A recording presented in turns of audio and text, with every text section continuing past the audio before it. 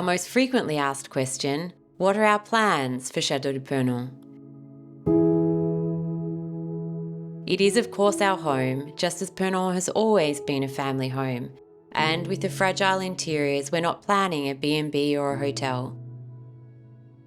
Big events are punishing to the estate, and so we've decided against weddings and corporate events. But the journey to save Château de Purnon has touched people from all around the world. Sharing our journey on social media has brought joy to many people who share our passion for preserving history and heritage. It's also helping keep the project underway. But there is something special about seeing Château de Purnon in person. And so for the last 6 years, we've opened the gates and the doors to Château de Purnon and welcomed thousands of visitors for the weekend of the European Heritage Days. Entry is free, and with the number of visitors growing each year, our planning needs to start months in advance.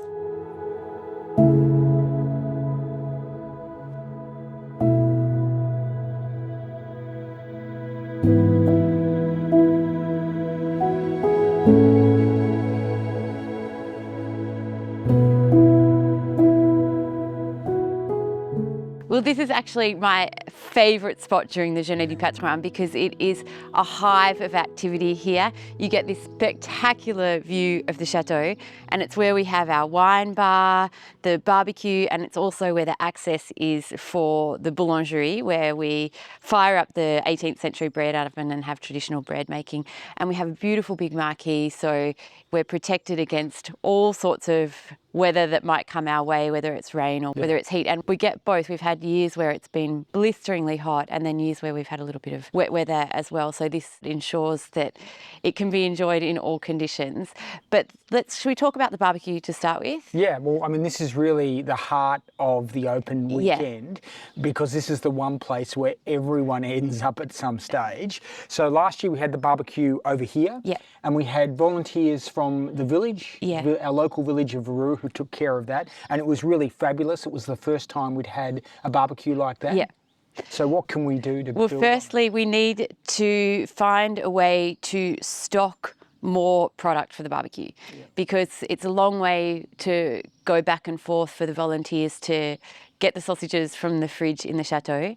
So I think if we could come up with a cool room storage solution in the garage, then it will be really easy for them and they'll be able to work a lot faster to meet the demands of the barbecue because it gets really busy. 12 o'clock, bang, everyone's hungry and they're here at the same time. Yeah, and they did delicious fries last year, and we want to do that again. Yeah, definitely. And it does need the cold storage to be able to keep those coming. Now we've got the wine bar, which sits over here, the guys from Ampalidae, and they've done that really every year for the last 5 years. This will be their 6th year. And it's just brilliant. And I think that the layout works really well. The wine bar here, the marquee with all the tables and chairs here, people can sort of come and go from the boulangerie or the barbecue or the wine bar. I think it's really nice. Yeah, no, it's terrific. And a few people have said it'd be nice to have perhaps some beers from the local area.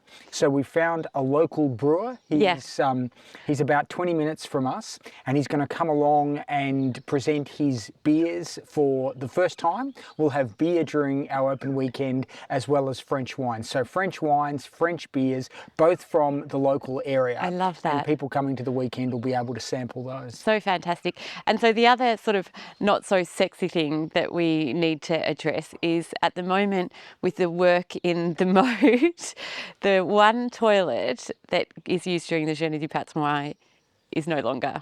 Yes, with all this wine and beer drinking, there will be moments when nature calls. And so we're going to have to, I think, organise some proper toilet facilities that'll have to be delivered on site for the weekend. We just have way too many people now to be able to try and use facilities inside the chateau. And so should we go and have a look in the boulangerie and see what we need to do there as well? Yeah, I think the bread oven's going to need a clean, and I'm always up for that. So yeah, you love getting in the bread oven. So let's go and have a look.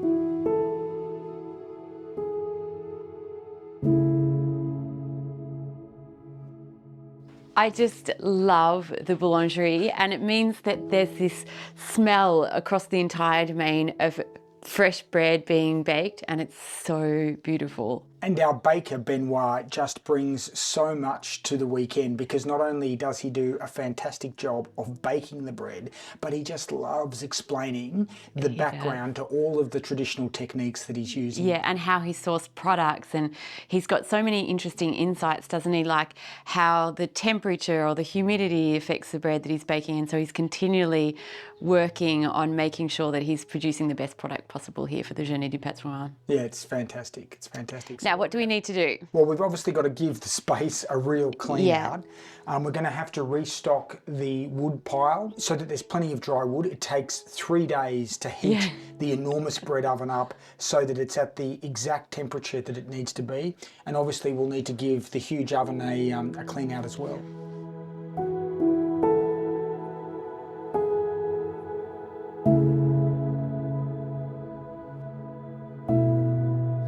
It's a big oven. They must have baked bread for a lot of people in the chateau's heyday. You know, when we first restored it, when the local stonemakers and Alain Coster offered to do the repairs required, we could never have imagined how central it would become to our open weekend. Well, that's right. I mean, I'm sure it hadn't been used for 100 years before we arrived.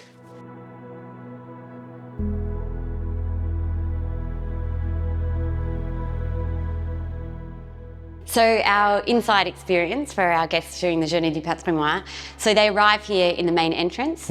It's really beautiful. They get to see the Grand Escalier, the main staircase, but also they get that spectacular view straight out over the restored bridge to the English Park with, fingers crossed, all going to plan, the 2 restored lions gracing the pillars on the bridge. So this will be like their first time they get to see the lions. So I think what we do here is the same as we've done in the past. It's really the entrance and the view, and then we move through to the antechamber. Yeah, and the challenge this year is, of course, the restorations on the western wing will have started, and so we don't know exactly what point they'll be at, but we'll be trying to manage the transition of people through those spaces while they're in some stage of restoration. Which I think is fun if there's work underway to see the progress and the process of these rooms being restored. Yeah, I think people will find that really interesting. We just need to navigate around them a bit. That's right. So should we walk through the rooms that we're going to have open? Yep.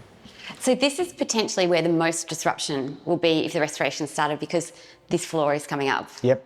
And last year we had the audiovisual presentation here that described the journey of the 2 busts, and I think people were interested in that, but the problem is that it's a thoroughfare, and so when people stopped to watch the video, they were sort of blocking the traffic going in and out. It really wasn't ideal at all. Like, people are so invested in the journey of the royal busts, their discovery and returning to them to the chateau roof, but this is not the best experience. And so maybe what we should do is combine this audiovisual presentation with our main audiovisual presentation, so we just focus on the AV in one area. Yeah, that's possibly a good solution, and we do need to sort of free this space up, particularly if the floor's been lifted. Yeah, it's so busy in here, isn't it? Well, so let's plan on doing that, and should we go to the Grand Salon? Yep, let's go. Perfect.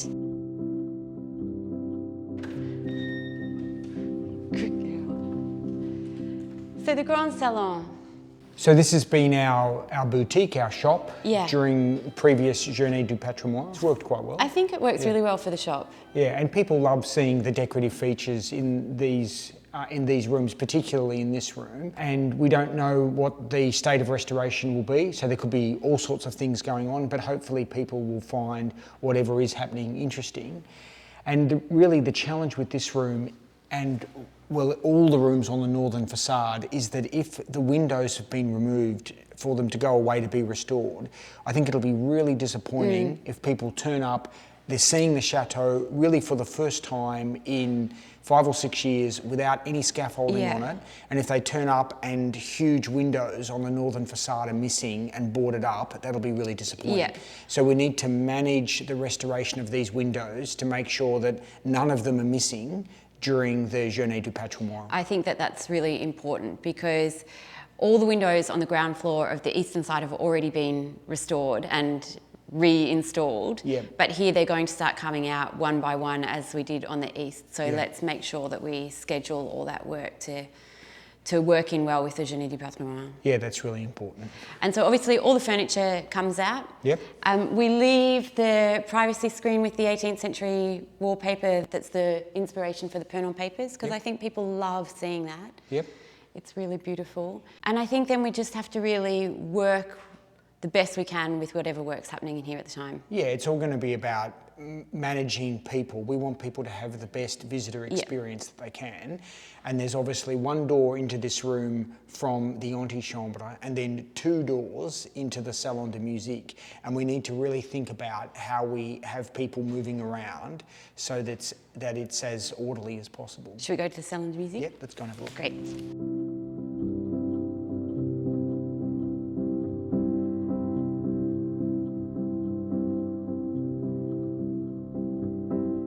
So this is where we do our AV presentation in the Salon de Musique, and it's really popular. So we play all the videos that follow the restoration journey. It's very immersive, and people sit here for hours engaged in the videos, and I think that this is something that people really enjoy. Yeah, we get quite a crowd. No, I felt last year that we're not nailing this experience. Oh, okay. Well, I think the challenge is that there's people coming and going, so there's a lot of background noise, and unless you're sitting right smack front and centre in front of what's a relatively small TV Yeah, we just use the TV that we have. Yeah, you're not really getting the best experience. And so I just think that with the number of people that sit in here and the length of time that some people sit watching the presentation, I think we could do a bit better. Okay, well, I've got a few ideas actually. Why don't you leave it with me and I'll see what I can come up with. Okay, this is going to be interesting.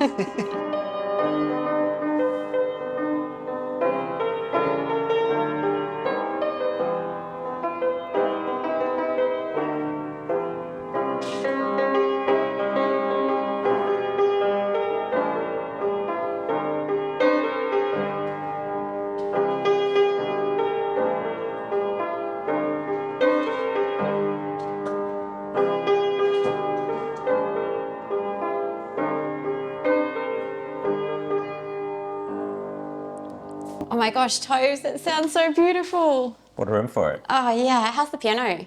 It's quite nice. Yeah. It's good. Yeah, it's sounding good. I think it's sounding nicer this time, I reckon. Yeah. Been played a bit. Gosh, so beautiful. While I've got you in this room, I've got a project for us. Let's do it. So Tim and I have been talking about how we use this room during the Journées du Patrimoine, you know, when we open to the public. And normally we have a TV against this wall that's sort of just our small TV. And so I told him I would come up with a solution that was better than the TV. And I think I found something amazing. Let's see it. Okay. So my idea was to have a projector instead of the TV screen. Good idea. The problem with the projector is that it either has to be mounted on the ceiling or from a back wall. And then because there's lots of people walking in front of it, it would disrupt the vision. Yeah. So that wasn't going to work. The other problem is I can't mount a screen onto any of these walls. These walls are the original 18th century walls. So I needed a solution that had a screen that didn't need to be mounted to a wall and a short throw projector so that no one would walk past the projection. Very tight. Here it is. Look at that. This is the AWOL Aetherin Pro, and so it's a short throw projector. And then this is a floor rising screen. So it'll just pop up when you need it and disappear when you don't? Ta-da! Ta-da, what a solution. Shall we get started setting it up? Let's do it. It's so nice. So Tobes has been with us for a month now, but you go home tomorrow. I go home tomorrow. Back to cold Melbourne. But we've done heaps together. We've been working on the pool paving. We did the wallpaper in the tisanerie. But this may be our most exciting thing so far. Definitely the most exciting. Whoa. Wow. AWOL Vision. Nice.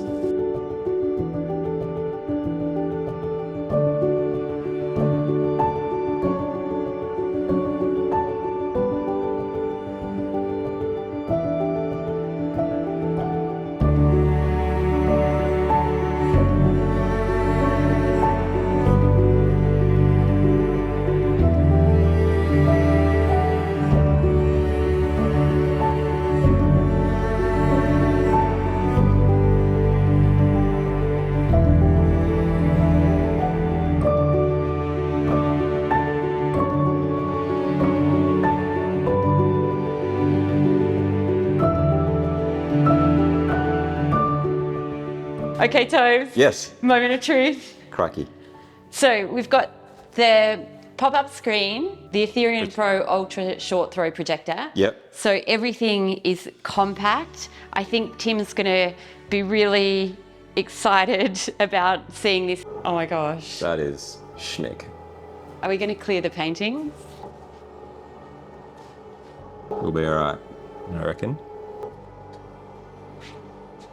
I love it when things just work straight away. Straight out of the box. Even making it was pretty simple. Yeah, it was, wasn't it? Whoa, that is crazy. Even right now, the quality That's really is nice. so, like, it's so clear. But this room doesn't have an enormous amount of natural light. It's got 2 really large windows, so it's got really beautiful ambient light, but it doesn't have any direct sunlight coming into it. So I feel like it's a really good room for it as well. Yeah, it's perfect. AWOL Vision. Oh, got audio. The audio sounds really Pretty good, present. doesn't it? Okay, so let's watch a Purnon video. Let's watch an amazing chateau restoration video. Yeah, let's watch someone doing a cool chateau restoration project. 5 years of blood, sweat and tears. 5 years ago, we discovered Château de Purnon. It's where it belongs, on the big screen. Countryside, abandoned, neglected, and on the path to ruin. Oh, that looks amazing. Oh my Yeah. gosh. I can't believe the quality. Yeah, especially in like a day-lit room. Yeah. What have you done? Well, you know how I said I would come up with a solution for the AV presentation during the Journées du Patrimoine? Yes. Well, Tobes and I have been working on it for a little while. Okay, I wondered what you've been up to. Okay. Want to have a look? What is this? This is what we've been working on. So, Wow. is this what you expected? It's enormous. Okay, let me show you what happens here. Ah, so this is a projector. Yep, so this is an ultra short throw projector. That means that no one can walk in front of the laser and cut the image. Ah, yes, of course. Okay, yes. It's obviously much clearer than the television. God, I can't believe how good the screen and the picture quality The is. picture quality is incredible. And remember, we are in broad daylight here as well. I mean, just it's the scale of it, hon. It's unbelievable. Yeah, isn't it amazing? Château de Purnon. Close. There it is. 5 years ago, we discovered Château de Purnon. The sound quality is great. It's amazing, isn't it? Abandoned, neglected. And this is during the daylight. So, you know how we were talking about we didn't want the windows in the Grand Salon to be removed during the Journée du Patrimoine. Well, if they removed the windows in here for the restoration, then the room would be darker and the picture quality would be, if it's even possible, even better. Should we shut the shutters and see? Yeah. Well, I mean, with the ambient light that's coming in, this picture quality is still quite amazing. Yeah. Okay, so I'll close the shutters. Yeah. And that will create the same atmosphere that would exist if the temporary windows were in place. Yeah. So let's have a look. Yeah. What's out there, Truth? That's all the work going on in the dry moat wall.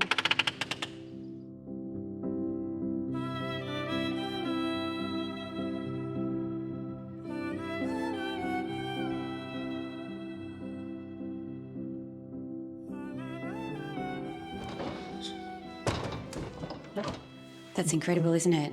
Yeah, the picture quality when you drop the ambient light just gets richer and richer. It's amazing. Well, and you know, the thing about Château de Purnon is during our open weekends, it's all about the images. It's all about seeing the chateau in all of its splendour. Yeah. And the scale of this screen and the quality of the projector just gives you a chance to experience the grandeur of the chateau. Yeah, and I think this really gives our visitors now this really immersive cinematic experience. It's just amazing. It's just amazing. And this room, really, it's such a perfect place for it. And the way the screen, the retractable screen with the ultra short throw projector, the way it works, it doesn't in any way diminish the heritage features of the room. It doesn't require us to install anything in a fixed way that would damage the fragile elements of the room. It's just magnificent. The scale of it, it's just unbelievable. Did I find the perfect solution? This was not what I had in mind when you said you had an idea, but this is just on a whole nother level. It's just absolutely unbelievable. So I think there's one other interior experience that we might be able to offer our visitors up in the billiard room. Yes, and this is going to be quite tricky. Should we go and have a look? Yeah, let's go and have a look and have a chat about how we might provide, whether it's possible to provide some limited access to that. Okay. Okay.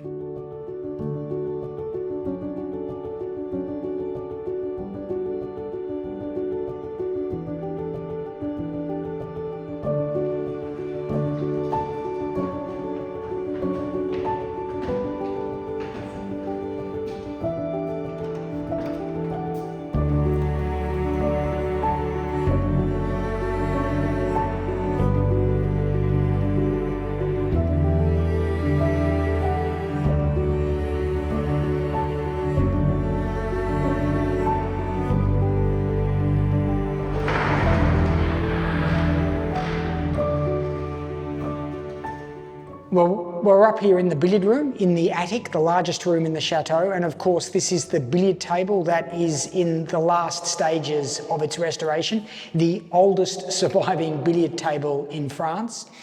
Is there any way that we can share this during the Journée du Patrimoine, during our open weekend? Yeah, so it's got a lot of challenges. So firstly, it's 86 steps to get up here, multiple flights of stairs. And then also we have access off those staircases to both the first floor and the second floor. So we would need to secure those floors. But secondly is the staircase is not going to handle a lot of traffic going up and down it. And also the room is not going to handle a lot of people, and we need to protect the table as well. So I think it can't be open for people to sort of come and go as they please. I think if we were going to open this space, I think the only way we could do it is on a timed ticket. Yeah, so we're going to have to get people to book a ticket. Basically. Yeah, I think if we can offer it to people, but they'll need to book in advance because it's going to book out really quickly, obviously, with so many people coming. But so if we can make it that it's booked in advance and a paid ticket, so it's a supplement, you know, it's free to experience everything else here, but as an exclusive tour, I think we charge for the exclusivity of this and provide a really beautiful experience with a limited number of people. I think that's right, and it'll be you and I leading the tours. Yeah. So we'll be able to describe in French and in English exactly the origins of the table, how the game of billiards evolved, and how we went about the restoration, as well as a little bit about the room itself, because it's really quite an extraordinary billiard room, as well as a very historic billiard table. And I think we can create an experience for people who are interested in seeing something more to quite an exclusive experience. So why don't I create a section on the website that allows people to book a ticket online and break the tours down by time and by language, so they can either book a French tour or an English tour. Yeah, and we need to keep the groups really, really small, probably sort of, 10 people, 10 or thereabouts, because it's a big room, but it's a narrow staircase coming up, and it's a fragile staircase. It's been carefully restored as part of the restoration of this room, and we need to protect everything that we've conserved so far. Okay, so I will create that section on the website on the Journée du Patrimoine page, and I think we might just have to put a little bit of information about being physically able to ascend that number of stairs to be able to benefit from this particular tour. Yeah, I think that's That's understandable. Okay, what's next? Well, there's one other iconic project that I know a lot of people have been awaiting here at Purnon, and that's the return of the lions. Yeah. And we will have the lions back in time for the Journée du Patrimoine, so people will be able to see those. But what else can we do to share the journey of the restoration of those lions for people who are interested in learning more about that project? Well, at the last réunion de chantier, so the last site visit that our architect did with the sculptor Yannick, who is sculpting the lions, Yannick said that he is available on the Saturday to come and do a demonstration and speak to everyone about the work that he's done, not only on the lions, but the reproduction of the royal busts on the chateau roof as well. So Saturday, Yannick can be here, and maybe we just need to find a great spot for him to set up and to have a display. What a thing, he's such an incredible talent, and so for everyone to see him at work will be really quite spectacular. So they'll be able to see him working, they'll be able to ask him questions about the projects that he's done here at Purnon. Yeah. They'll be able to see him in action, and what a wonderful thing. So with the exterior visitor experience, obviously people get to see the chateau without scaffolding for the first time since the scaffolding went up. There was no scaffolding for the first 2 years because the works hadn't commenced, but obviously every year since there has been scaffolding around the outside, so that's a big thing. But is there other external experiences that we can offer this year as a new thing, do you think? Well, I think with all the work that's been done around the facade of the basement and also in the dry moat with the dry moat wall restorations, would it be possible to bring small groups of people into the dry moat, perhaps on a sort of guided tour? You wouldn't need to book it or anything like that, and someone can just lead them through the dry moat, explain some of the features, talk a little bit about the restoration, and give people a chance to see something up close that previously they've had to sort of gaze in from the higher level. Yeah, that'd be nice. So we could have a volunteer that was assigned to the moat that was there all day to explain things, but no bookings required, so they could come and go as you please. Yeah, I think that would work. Shall we go and have a look? Let's do it.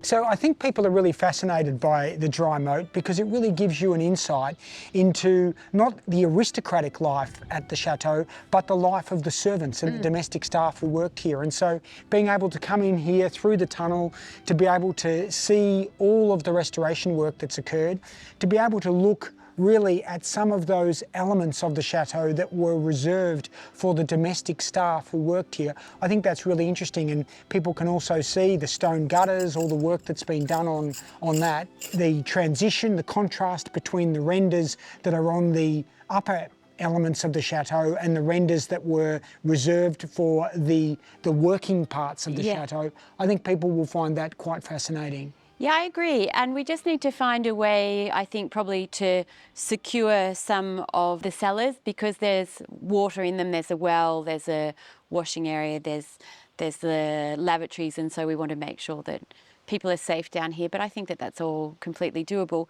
The question is, what about the western side? Yeah, let's go and have a look at where they're up to with the works on the western moat wall restoration. Can they be finished in time for the Journée du Patrimoine? That's the big question. I think we should make a bet on it.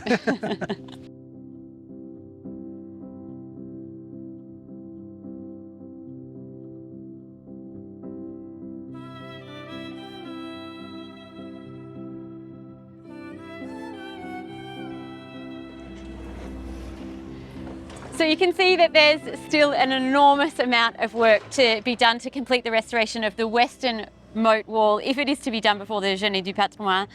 But what do you think? Well, I think they'll make it. I'm an optimist. I think they'll make it. We know when they get going with the full team here working on the wall, they'll make a lot of progress pretty quickly. And if the rain holds off, and we're now coming into summer, and so we should get those long, hot, dry days that really enable them to get a lot of work done. So, and whilst this wall is complicated because there's lots of channeling being done at the moment, the restoration of the stonework or the wall itself is actually far less complicated than the eastern side because it doesn't have the cellars. So I sort of have my mind still at how long it took to do the eastern side, but I think that this should be much faster. So we'll see how we go. definitely we know we can open the eastern side and people can see the dry moat and the outside of the basement up close for the Journées du Patrimoine. And the only question is can we make enough progress here that we can open the western side as well? TBC. Fingers crossed. Yeah. So what about then our next thing that we need to look at? And I think it should be parking. So with the growing number of cars that are coming, I think we need to make sure that we're firstly providing sufficient parking, but secondly, a seamless experience. So the flow of traffic and to prevent traffic jams and so on. So should we go down to the prairies and have a look at the parking? Yeah, let's go and have a look. We need to create more spaces because we know that not only we're getting more cars, but people are staying longer. Yeah, of course. Which we love. We love it when people come and spend the whole day here during our open weekend. There's so much to see and do, but it does mean we need to make sure there's enough parking. Okay, let's go.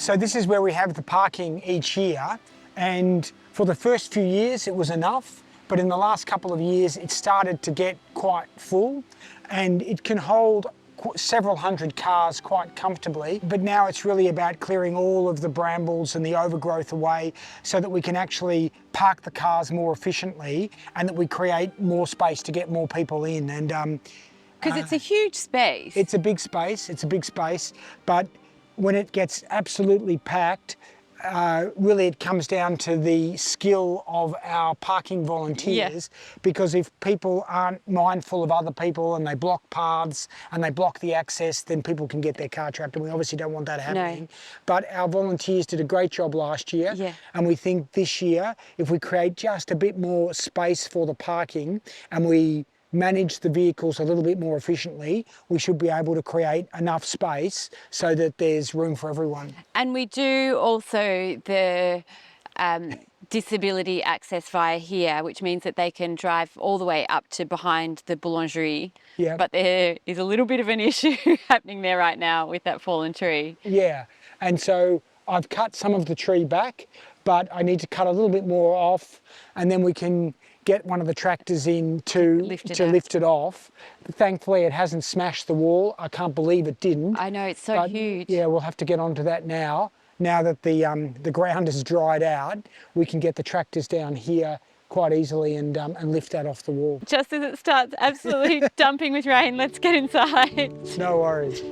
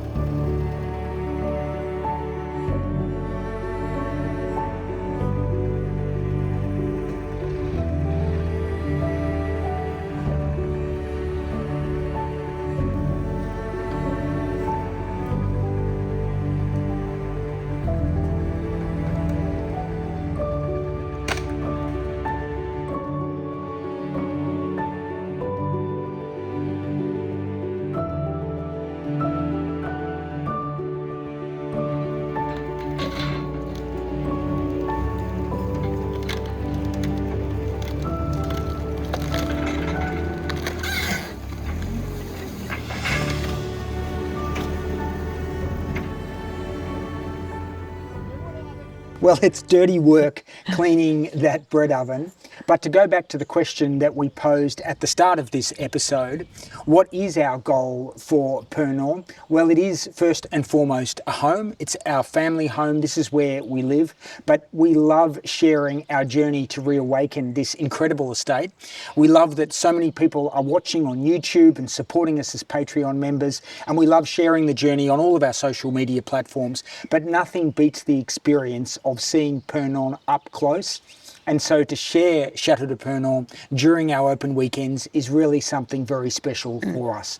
It takes us months to get the property ready, so just some of the planning that you've seen us touch on in this episode gives a bit of a flavour for how much work goes into presenting Purnon each year in September. And if you can make it, if you're here in France, or if you're planning your travel to make sure you're here in France for that open weekend, we would love to welcome you to Château de Purnon on the 19th and the 20th of September. It really is such a fun weekend, and because our journey here is such a visual experience, I'm really excited also to be able to bring all our vision of the restoration over the last 6 years to everyone in that incredible cinematic experience, thanks to the AWOL Ethereum Pro short throw projector, which is now available and in stock, and all the details are in the description below. And this week, for our exclusive members bonus video, Tim goes down into the moat where there is so much work happening, a lot of earth moving, a lot of noise, a lot of what looks like destruction, but it's all putting us on the path to the future. And so if that interests you, you can join up as a Patreon member or YouTube Plus Patreon access. And next week here on YouTube, we are going to cover all that work on the western side of the restoration of the western moat wall. It's amazing how much progress they're making. It is. Otherwise, remember all the details for the Journées du Patrimoine are in the description below also. And as always, if you would like to follow the restoration of Château de Purnon more closely, we post an exclusive weekly video for our Patreon and YouTube Plus Patreon access members. Otherwise, we post frequent updates on all our social media channels, Instagram, Facebook, TikTok, or just hit the subscribe button, turn on your notifications, and we will keep you updated here. See you next week.